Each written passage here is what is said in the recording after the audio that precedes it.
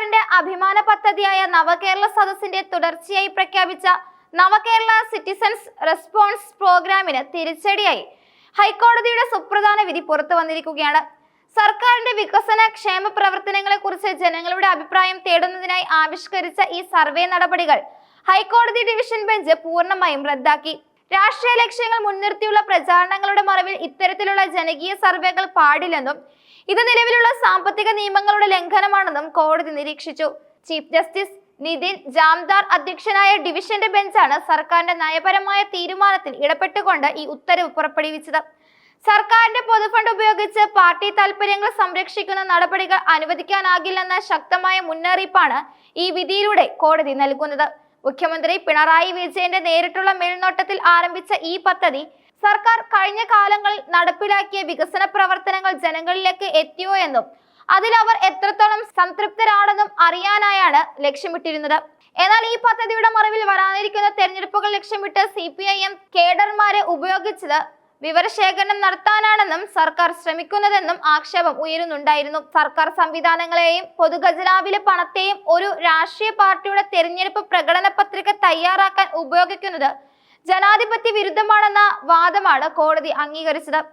ഭരണഘടനാപരമായ തത്വങ്ങളിൽ നിന്നും സാമ്പത്തിക അച്ചടക്കത്തിൽ നിന്നുമുള്ള വ്യതിചലനമാണിതെന്ന് കോടതി ചൂണ്ടിക്കാട്ടി. സർവേക്കായി വകയിരുത്തിയ ഫണ്ട് എങ്ങനെ വിനിയോഗിക്കുന്നു എന്നതിനെ കുറിച്ച് കോടതി മുൻപ് സർക്കാരിനോട് വ്യക്തത തേടിയിരുന്നുവെങ്കിലും കൃത്യമായ വിശദീകരണം നൽകാൻ അധികൃതർക്ക് സാധിച്ചില്ല എന്നതും വിധിയിൽ നിർണായകമായി. ഹൈക്കോടതി വിധി പുറത്തു വന്നതിന് പിന്നാലെ സർക്കാരിനെതിരെ രൂക്ഷമായ വിമർശനമായി പ്രതിപക്ഷ നേതാവ് VD സതീശൻ രംഗത്തെത്തി.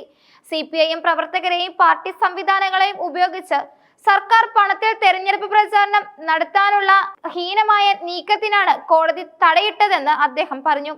വനംവകുപ്പ് ഉദ്യോഗസ്ഥരെ പോലും രാഷ്ട്രീയ പ്രചാരണത്തിനായി ദുരുപയോഗം ചെയ്തുവെന്ന് അദ്ദേഹം ആരോപിച്ചു.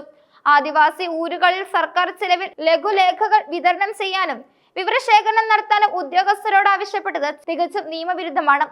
ഉദ്യോഗസ്ഥ സംവിധാനത്തെ രാഷ്ട്രീയവൽക്കരിക്കാനുള്ള ഇടതുമുന്നണിയുടെ ശ്രമങ്ങൾക്ക് ലഭിച്ച കനത്ത തിരിച്ചടിയാണിതെന്നും സതീശൻ കൂട്ടിച്ചേർത്തു. വരാനിരിക്കുന്ന നിയമസഭാ തെരഞ്ഞെടുപ്പിൽ LDFന് അനുകൂലമായ സാഹചര്യം ഒരുക്കാൻ സർക്കാർ മെഷീനറിയെ എങ്ങനെ ഉപയോഗിക്കാം എന്നതിന്റെ ഉദാഹരണമായിരുന്നു ഈ സർവേ എന്നും പ്രതിപക്ഷം ആവർത്തിച്ചു. ജനങ്ങളുടെ ക്ഷേമത്തിനായി പ്രവർത്തിക്കുന്ന ഒരു സർക്കാരിന് അവരുടെ അഭിപ്രായം കേൾക്കാൻ അവകാശം ഉണ്ടായിരുന്നു എന്നാണ് സർക്കാരിന്റെ വാദം.